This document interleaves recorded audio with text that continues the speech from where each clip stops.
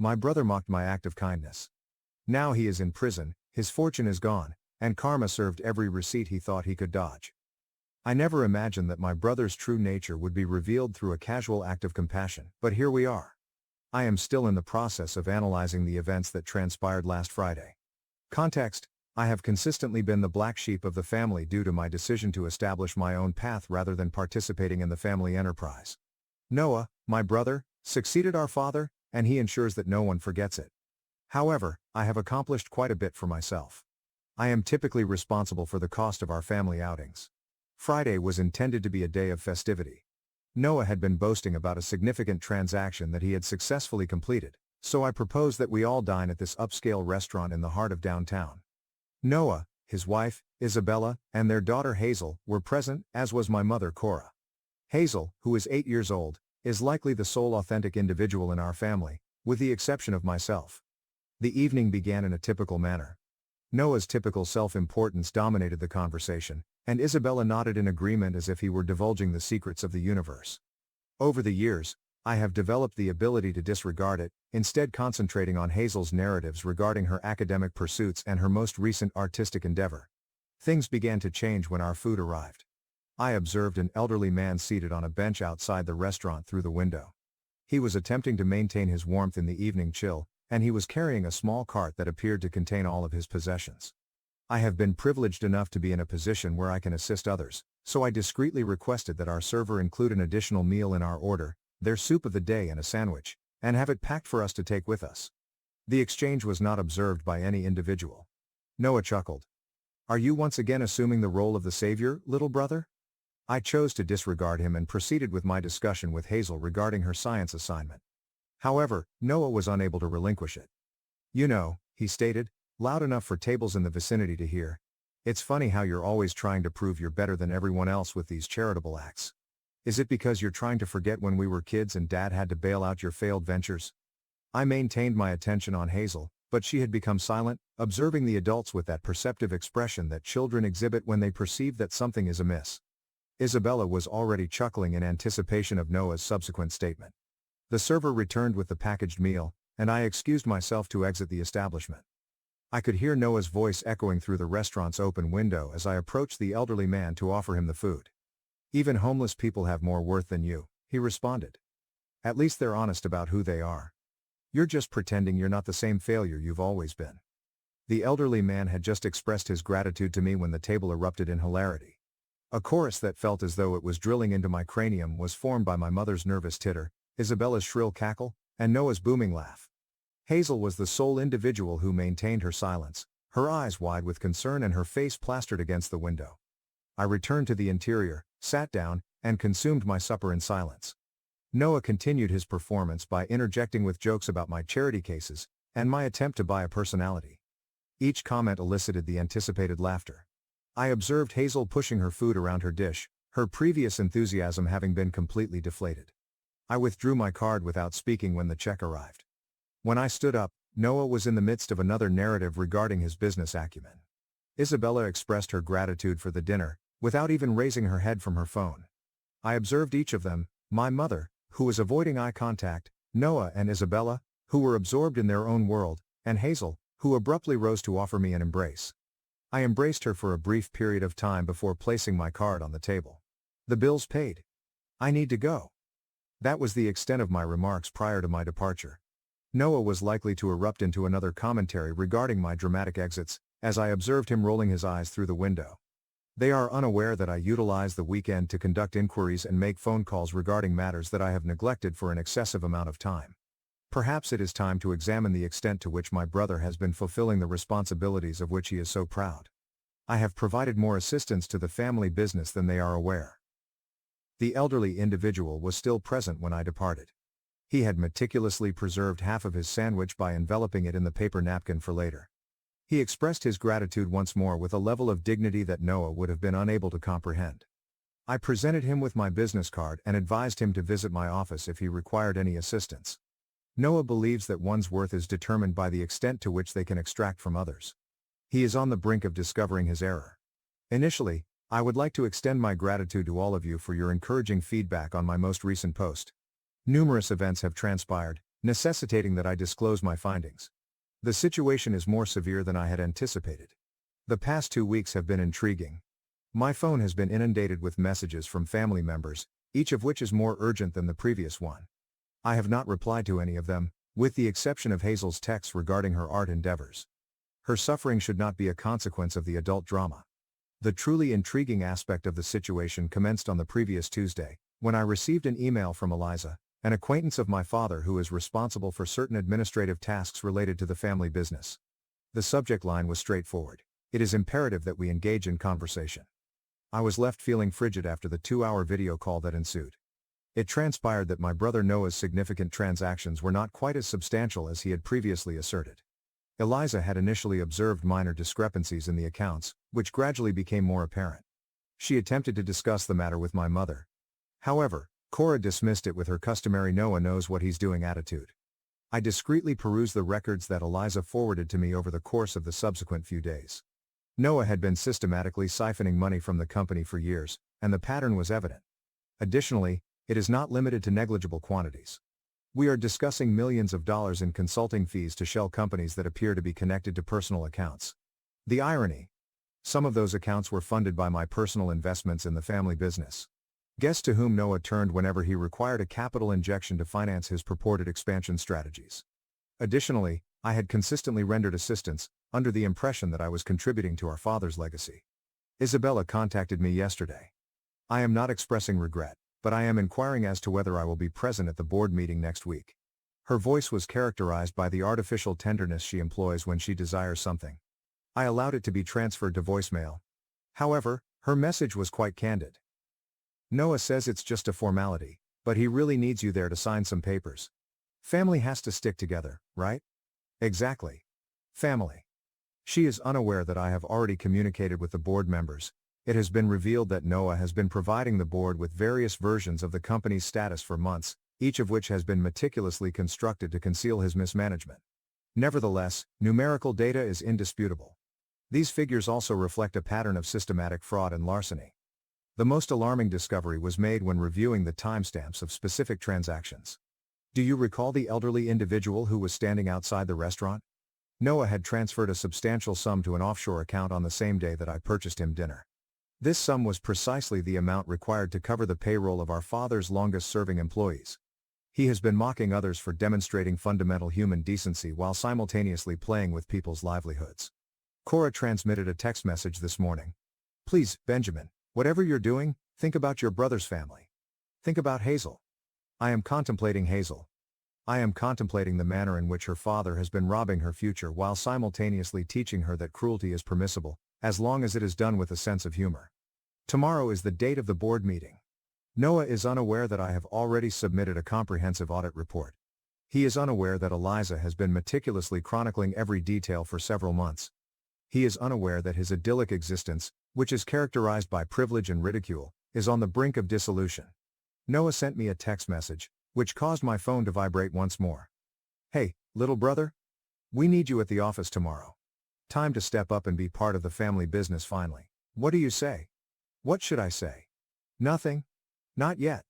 However, I have organized 3 folders of documents, one for the board, one for the authorities.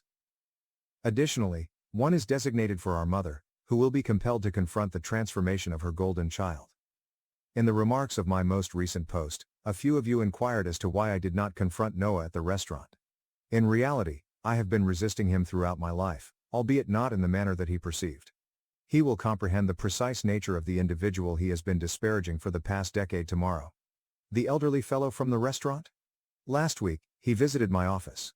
Years ago, it transpired that he was employed by my father. The final few pieces of the puzzle were filled in by the anecdotes he shared about Noah's early days in the company. I have scheduled a vehicle to transport Hazel to her preferred art class tomorrow, following her dismissal from school. She should not be compelled to observe the impending events. At times, safeguarding family members necessitates safeguarding them from other family members. The meeting is scheduled for 9 a.m. Tomorrow I will provide you with an update on the progress. But one thing is certain, Noah is about to discover that karma does not always act in a positive manner. Update 2, the board meeting has concluded. I am currently seated in my vehicle, attempting to comprehend the events of the past 4 hours. A few of you requested an immediate update, so I am providing it. At 8:30 a.m., I arrived ahead of schedule. There was only Eliza in the conference room, and she was in the process of assembling the projector. She gave me a slight nod. Everything was prepared. I positioned my 3 containers on the table and awaited instruction. At 8:55 a.m., Noah entered the room, with Isabella following in his footsteps as she had done in the past. When he recognized me, he actually smiled. That same smug smirk that he had worn at the restaurant. Finally decided to join the family business, little brother? I refrained from responding. I observed as the board members entered, followed by our mother. Cora appeared anxious, her gaze alternating between Noah and me. She was aware that something was amiss. However, she was unaware of the impending events. Noah initiated the meeting with his customary enthusiasm, discussing future expansions and growth projections. I permitted him to continue for precisely 15 minutes. Allow him to further excavate that pit. I then proceeded to access the initial folder.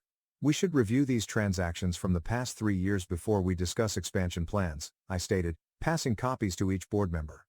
Noah's expression remained unchanged. However, his left eye twitched, a symptom that has been present in him since infancy. Isabella likely reached for her phone to initiate damage control. I had already blocked the room signal. One board member perused the pages and inquired, "Benjamin, what is the subject of this?" I responded, "It pertains to accountability." I then turned to Noah. "Would you like to explain the consulting fees to Maxwell Holdings, or should I?" His visage was devoid of color. Maxwell Holdings, his initial shell company. Named after his college companion, poorly executed. Isabella intervened. "This is absurd. Noah has grown this company tenfold. You're just jealous because of what?" I inquired. "Because I chose my own path while your husband was stealing from employee pension funds." That captivated the attention of all individuals. Cora attempted to communicate, but I had already initiated the second folder.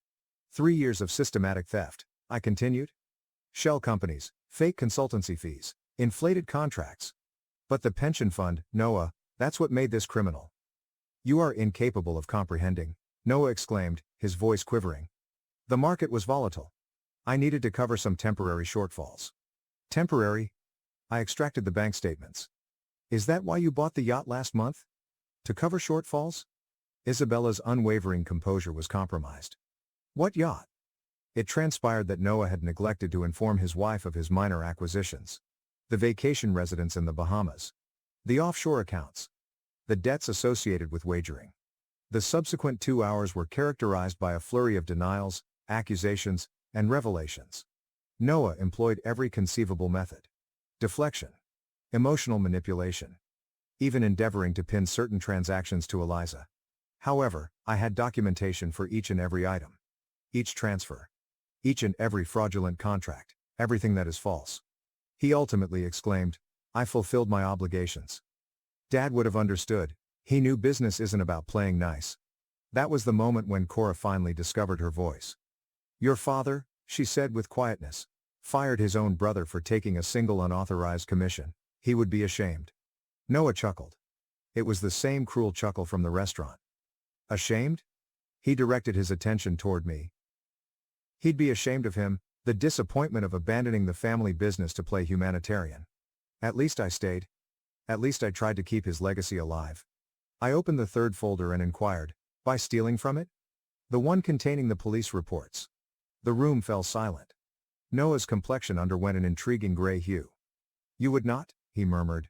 "Remember what you said about homeless people having more worth than me," I recited. "At least they're honest about who they are." Noah's immediate removal was approved by the board. I had already completed the requisite paperwork as the dominant shareholder, a fact that he never bothered to verify. Isabella withdrew from the voting process midway through. Her flawless mask, entirely obliterated. Silent weeping streamed down Cora's face as she remained until the conclusion. She caressed my arm after the event concluded. "Benjamin, I don't. Just make sure Hazel is okay." Noah attempted one final attempt as I was departing. "You can't do this to me, I'm your brother." I retreated. "No, Noah. What you are is a thief who happened to be born to the same parents as me. And now, you're unemployed. I hear the restaurant down the street is hiring. Try not to mock their charitable customers. The evidence is currently being reviewed by the police. Tomorrow, the board will convene to deliberate on restructuring. I have recently received a text message from Isabella's attorney. However, Hazel's art teacher conveyed the most critical message. She had the best time in class today. Won first prize for her painting. The subject? A man is seen dividing his sandwich. Occasionally, karma operates in a manner that is enigmatic.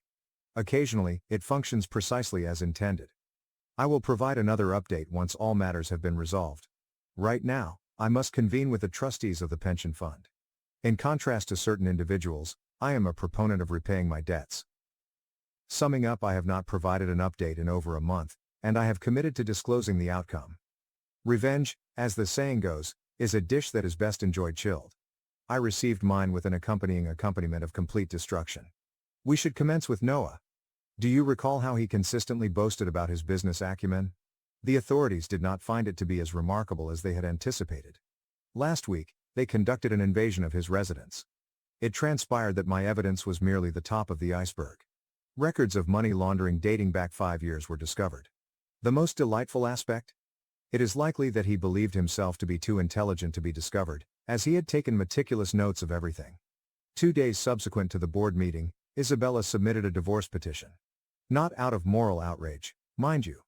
However, I ensured that she was informed about Noah's fiancée in the Bahamas. The individual for whom he acquired a residence using company funds. The same residence that Isabella believed was an investment property. Her attorney reached out to me in order to obtain evidence for the divorce proceedings. Everything was supplied by me. Without cost. The expression on Noah's face when he realized that his wife's counsel was aware of every detail of his financial crimes. Invaluable. However, I was not yet finished. Do you recall the elderly gentleman from the restaurant? He was not a typical former employee. He was the original associate of my father, and he was instrumental in the establishment of the company. Years ago, Noah had coerced him into early retirement by fabricating performance evaluations. His pension has been reinstated with retroactive pay, and he has been appointed to the board. What was his initial action? Voting to authorize a comprehensive audit of all decisions made by Noah over the past decade. The local news was impacted by the pension fund scandal. Noah's image was prominently featured on the front page as he was led from his residence. Who are his acquaintances in the upper level of society? They disappeared. It is remarkable how rapidly individuals distance themselves when the facade collapses. Cora attempted to mediate the situation by imploring me to withdraw the charges. She begged, "He is still your brother." I presented her with the surveillance footage that captured Noah ridiculing elderly employees as he reduced their retirement benefits. After that, she discontinued her defense of him. Company, I have assumed responsibility. However, it was not in the manner that Noah had encouraged me to.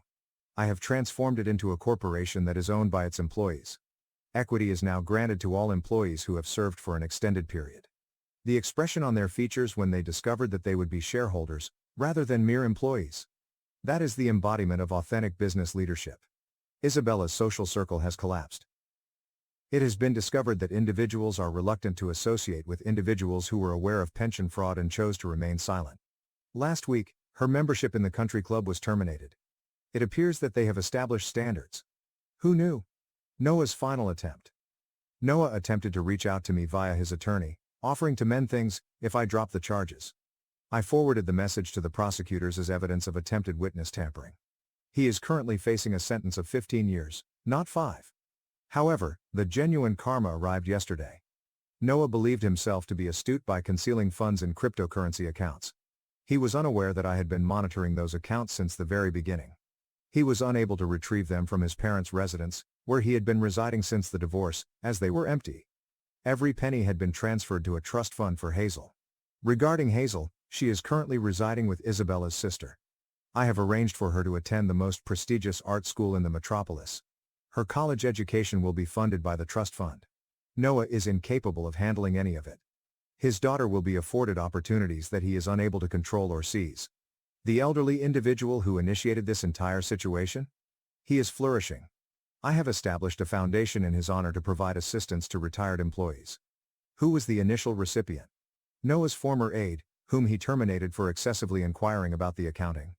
Yesterday, I received a letter from Noah's penitentiary. He stated that he has finally comprehended the concept of genuine worth. I had it framed and posted it in the boardroom, adjacent to the new company mission statement. Integrity is not negotiable. Some of you inquired as to whether I harbor any remorse for the devastation I caused to my brother's life. No, I do not.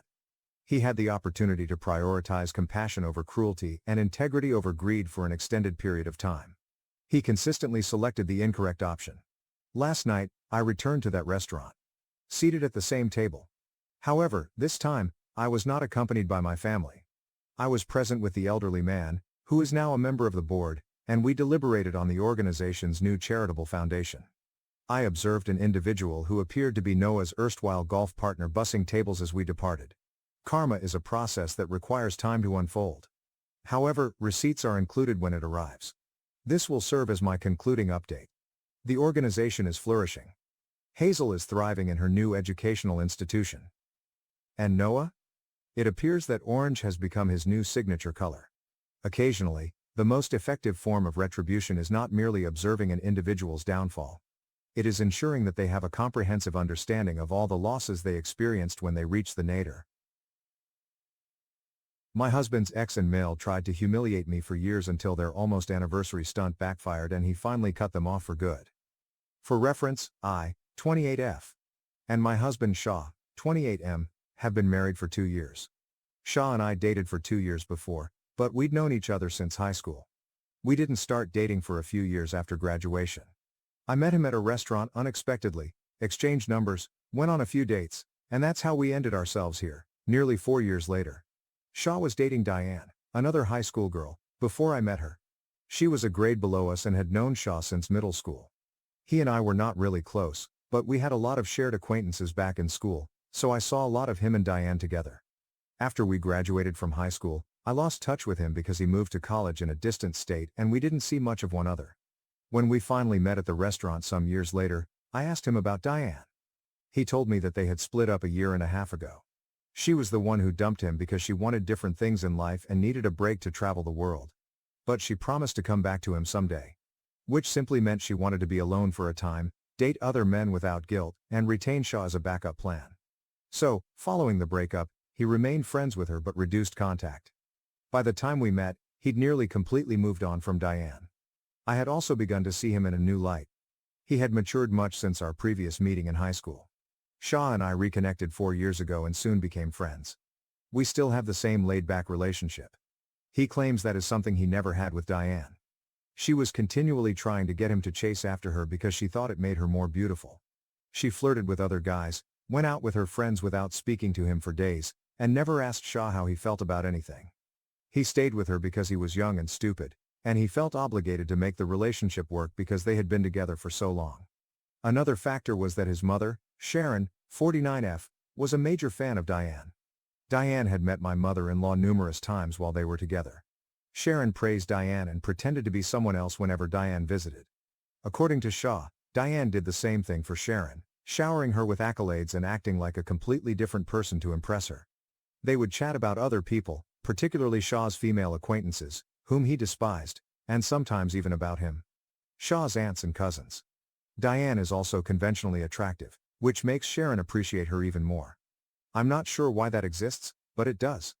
Shaw told me that Sharon continued to invite Diane to family occasions and holiday dinners after their breakup. He tried talking to his mother about it, urging her not to invite Diane, but Sharon refused. She stated that she really liked her and that even though they had split up, she and Diane remained friends, so she saw nothing wrong with inviting her around. They spoke almost every other week and were really good friends.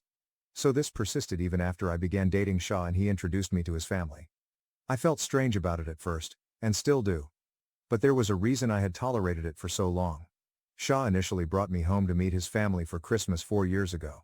We had been dating for about 8 months. Diane was also present, and she treated me horribly the entire time. She noticed my appearance, height, clothes, makeup, you name it. She was skilled enough to make everything sound funny, as if she was joking, but Shaw knew exactly what she was doing and stood up for me. Sharon, on the other hand, quickly shut it down and asked me if I had a problem with Diane's jokes, putting me in the position. I knew that if I indicated I wasn't good with it, they'd make it appear as if I was insecure or jealous, putting me down even further. So I resolved to present a strong front and say, I don't care. It was petty of me, but the moment I said it, I saw their expressions. They seemed surprised and annoyed. That's when I realized I'd done the correct thing. When Shaw and I came home, He apologized to me for Sharon and Diane's behavior. He promised me he'd make sure his mother stopped inviting Diane to family functions. But I was the one who warned him not to do that. I knew the type of woman they were, and I didn't want to lose to them, if you get my drift. I didn't want them to believe they were intimidating me or making me feel insecure. Because they had not. And I felt compelled to prove it. I explained this to Shaw, and although he was astonished by my approach, he stopped interfering after that day. Since then, Diane has attended every single family function Sharon has thrown. Every time they act the same way with me. Snide remarks. Backhanded compliments. Constant attempts to bring up Diane's past with Shaw, even when it is entirely unrelated, in order to make things difficult for me. I've confronted everything with a brave face, and I try to remain as unmoved as possible. Sharon has even stated multiple times that Diane was her ideal daughter-in-law and would have made a better bride for Shaw. Indirectly, of course. It was bothersome, but I tried to seem unconcerned. Because as long as Shaw was by my side, I didn't mind what others said. Sharon and Diane could talk for hours on end, and it wouldn't matter to me. That's how I've handled things for the past 4 years. And I intended to maintain the same mindset for the next 4. I was not going to be the first one to snap, that was for sure. Now let's get into what actually happened, the incident that brought me here. Sharon became 49 years old 3 days ago. Every year, she throws a big celebration for her family and friends. This year, Shaw did not want to attend. Instead, he wanted to attend his co-worker's engagement celebration, which happened to fall on the same day. And he had good reasons. His co-worker was only getting engaged once, and they were really close. However, Sharon refused to accept it. She made him pledge to attend her birthday party instead. And after days of pressure, she wore him out. So we decided to go. Diane was invited to the function, just like any other. And she dressed to the nines. For some reason, Sharon was also overdressed. But it was her birthday, so I let that one go.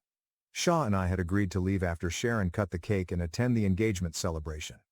At around 5:30 p.m., my father-in-law brought out the cakes, and to our astonishment, there were 2. One of them stated, "Happy almost anniversary." Shaw and I were puzzled. We had no idea what the other cake meant, and neither did anyone else. We waited for the birthday girl to explain. Instead, Diane took over. To our surprise, she took Shaw's arm and dragged him to stand close to her. We were too surprised to respond because he had suddenly been forced into the spotlight, and everyone was staring at him. Then Diane began chatting. She began by telling that almost 10 years ago, on Sharon's birthday, Shaw had gotten down on one knee and handed her a promise ring. They were both 18 years old at the time, set to go to various colleges. 10 years later, she still wore the same ring. To prove that, she proudly raised her hand in front of everyone. Then she wrapped Shaw in an awkward hug, which he did not respond to. Sharon encouraged them, smiling as she explained that she was ready to let them steal her thunder this time so they could enjoy what may have been. The whole situation was so absurd that Shaw and I stood there with our mouths agape, just like the rest of the guests. For several minutes, no one spoke. Because what could you possibly say in response to something this insane? But Diane kept going. She joked about Shaw being her almost husband, and Sharon being her almost mother-in-law, thus today was their almost anniversary. As if we didn't get the joke. Then Sharon sliced the so-called anniversary cake. She started by feeding Diane a slice. Then she tried feeding it to Shaw. That's when Shaw appeared to snap back to reality. He backed away from his mother when she brought the cake close to his mouth.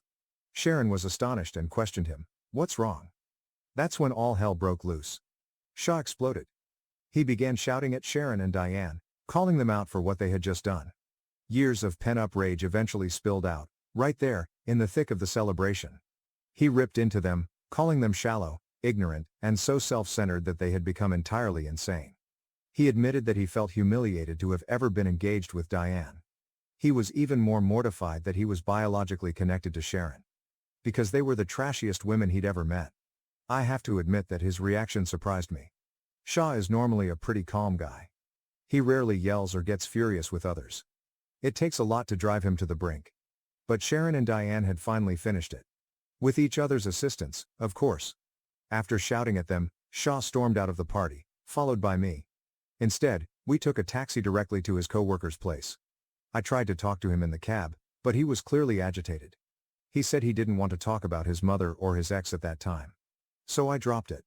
When we arrived at the engagement party, his attitude gradually improved as he greeted his friends and co-workers. I was happy to see he was doing well. When we returned home, Shah was in a much better mood. So I decided to bring up what happened at Sharon's party again, hoping that he would want to talk about it now. But he didn't. Instead, I received an earful about how some of this was also my fault. When I recalled the event, he admitted that Sharon and Diane had attempted to embarrass me with that ludicrous cake. But I wasn't completely innocent. He reminded me that for years, I had forced him to remain silent and let Sharon and Diane do whatever they wanted. Because I felt I needed to demonstrate that I didn't care. I had made it all about myself. My urge to show others how unconcerned I was. But in doing so, I entirely forgot that Shah was equally implicated in this mess as I was. And it was getting on his nerves. While Sharon, Diane, and I were competing in mind games, Shah was hurting. Nobody bothered to check on him or ask how he felt about anything. He did not anticipate his mother or ex to show him any consideration. But he expected it of me. And in that moment, he told me something that struck me hard. I'd let him down by prioritizing my own feelings over his in the scenario. That night, I protested with him, telling him that he was being far too harsh and cruel to me. But now that I've had time to think about it, I believe he was correct. I had pushed my husband to remain silent for years while his mother welcomed his ex to family gatherings only to bring me down. Okay, I apologized to Shah this evening. I read the comments, did some reflection, and even discussed it with a few of my friends. I concluded that I was in the wrong here, and that what he said that day was accurate. I had been putting my feelings before of his, and I was so busy behaving as if Diane and Sharon's behavior didn't disturb me that I didn't even consider the possibility that it did bother Shah. For his sake, I should have allowed him terminate this if he wanted to. I forced him to ignore his own feelings for years so that I could win a sick mind game with individuals I didn't even like. And in doing so, I risked the one connection that was most important to me. I had made a serious mistake and realized I needed to make amends. Shah had been giving me the cold shoulder since the party, and I had tried to pretend it didn't bother me. It's something I've always done, and it's been a problem for a long time. My natural reaction is to pretend that things don't upset me, even when they do. I want to be viewed as unconcerned and unaffected by anything, so I act like it and suppress my emotions. I now recognize that this is a really harmful coping method. I absolutely need to work on this if I want my marriage to work. I skipped work today and decided to get him dinner at his favorite restaurant, as well as a chocolate cake with the words, "I'm sorry," written on it. I returned home, set everything up, and tried to make it as romantic as possible, because I know he likes sappy rom-com style apologies. Also, I was really sorry for what I had put him through, even if it was inadvertent. He arrived home from work in the evening and was surprised to see what I had planned for him. He forgave me within 15 minutes of his arrival. We had a tearful reconciliation, and I ended up crying because I was afraid I'd lose him over it. When he wasn't speaking to me, I felt completely adrift. We spoke it out, and everything is well between us now. Since I admitted my mistake, I revealed to him my constant desire to be viewed as calm and laid back, someone nonchalant for no other reason than it seems cool, and because I don't want to be vulnerable in front of others. That is the underlying explanation for this entire catastrophe. He recognized and respected the fact that I admitted it and stated that I needed to work on it rather than shoving it down and suppressing my emotions. He also apologized for being nasty to me, which I don't believe he needed to do. He did it because he is a good man and loves me, which makes me feel like I have won in life. After supper, we finally discussed what had transpired to Diane and Sharon. I hadn't heard from either of them since the party, and my battle with Shah had pushed the whole issue out of my mind. Sharon, on the other hand, had been continually texting Shah, attempting to persuade him to apologize to Diane, who was supposedly distraught and stricken with grief as a result of Shah's treatment of her. I had to work pretty hard not to roll my eyes when I read the messages Sharon sent. She was clearly attempting to guilt-trip him into apologizing to the woman. Sharon pretended that the cake and the entire almost anniversary farce were nothing more than a joke. There was nothing deeper behind it. But I called BS on it.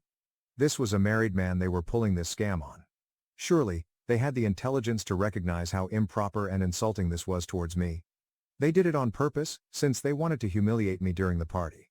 So they couldn't simply dismiss it by saying, it was just a joke, and pretend Shah had overreacted. The hubris of them to claim that Shah and I had gone too far or disrespected them by leaving the party was ridiculous. Shah had previously been ignoring her communications, but when I got those messages today, we finally agreed to stop communicating with her. We'd had enough of her crap. And we didn't want any part of it anymore. 3 days ago, Shah and I blocked Sharon from all of our social media accounts. Shah also told his father that he didn't want to speak with his mother anymore. His father appreciated his decision, because he knew Shah's emotions. But he also refused to interfere. He loves his wife and knows he can't leave her, so he's remaining completely out of it, as he has for the past 5 years. I don't agree with my father-in-law's attitude, but I can't do anything about it. Everything had been running perfectly for the preceding 2 days. But then, today, Shah contacted me out of the blue and said he needed to run to the hospital. Apparently, his mother had fallen from the top of the steps and fractured her leg. Shah's maternal uncle had informed him, and he fled immediately upon hearing the news. We both arrived at the hospital at roughly the same time. But before we could enter, Sharon stopped us in our tracks, and she was perfectly well. She and Diane had surprised us in the hospital's parking lot. Then they nonchalantly informed us that this was the only way to grab Shah's attention, because he had blocked them everywhere. They didn't expect me to show up with him. Instead of acknowledging me, they ignored me and began talking to Shah as if they had done nothing wrong. Diane attempted to explain that everything she did at the party was a prank and that she never meant to insult him. Sharon backed her up. Shah allowed them to converse for a bit. And then, much to their surprise, he told his mother and ex to F off. Then he went away with me once more. Sharon started shouting at us as we got into our different cars. But we didn't stay around to hear what she had to say. I'm sure she was cursing at us, but it didn't matter. She lied to get to meet Shah again. And I couldn't think of anything more manipulative than that. Shah returned home because he was too stressed. I, on the other hand, needed to return to work. While at work, I received a call from an unknown number. It turned out to be Sharon. She screamed at me for 15 seconds before I finally disconnected the call. I'd merely been taken off guard while working. Else, I wouldn't have responded. All I heard were hand-picked swear words spoken at maximum volume. I had no idea why she was furious at me. I had nothing to do with Shah's behavior. She had pushed her own son to that point, not me. Anyway, I blocked her and attempted to go on with my day. When I came back home at 6 p.m., I finally got to speak with Shah. He told me that he had also blocked the rest of his mother's relatives, including his uncle, because it was obvious that they would go to any length to persuade him to forgive Sharon and speak with her. That's all we can do right now since they're not threatening us in any manner, and they're not stalking us on a regular basis, so a restraining order is not an option. Shah also told his father about what happened today, but he still refuses to intervene. It's his choice, and Shah adores his father, so I won't say anything right now. But, personally, I don't think my father-in-law's behavior is a wonderful example of being a good father. The least he could do was speak to his wife and advocate for his son. But he won't even do it. Shah adores his father, but the man has never stood up for him when it comes to Sharon. I've only kept my mouth shut out of respect for their relationship. Otherwise, I'd have a lot to say about how incredibly selfish his entire family is. They never think about anyone other than themselves. I will never understand how a man like Shah could come from such a family. Hello everyone, it's been a week since I last updated. Yesterday, Shah and I decided to file a restraining order against Sharon and Diane because of something they did to me. Or, more precisely, attempted to do. 3 days ago, on Thursday, I was returning from work. On Thursdays, I normally go to a coffee shop near my office and purchase myself a frappuccino as a treat. Last Thursday, I was planning to do the same. But as soon as I walked into the shop, Diane and Sharon rose from their chairs, where they had been waiting for me, and rushed straight at me with their coffees. Before I could even respond, they both flung their drinks in my face. Then Diane took some whipped cream from her cup and put it into my hair. I was stunned. I just froze on the spot as everyone laughed. The baristas ran over to assist me clean up. They did their best to remove the muck off of me, so a big thanks to them for basically quitting their work to assist me. Even the other customers were patient and kind. When I finally got the most of it off, my clothing were sticky and unpleasant, and my hair was horrible, but at least I was cleaner. Some of the other patrons inquired about me, and one even asked if I wanted to contact the cops. So I did. I reported Diane and Sharon and filed charges against them. However, they just received a fine, a slap on the wrist, because this was a misdemeanor and they had not physically hurt me. Unless you consider my clothes, which I can't wear to work again due to fading brown coffee stains on the front. Nonetheless, we filed charges, and the incident is now on their record, which will strengthen our case. Shah wanted to make this public, so he posted about it on social media so that more people would be aware and avoid Diane and his mother.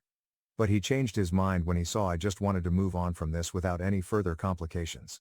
Honestly, that encounter shook me more than I expected. It may seem ridiculous, but it actually made me think. If things had escalated, it might have been far worse than them throwing coffee in my face. They could have really injured me if they wanted to. They were familiar with my routine thanks to my social media presence. They had my address.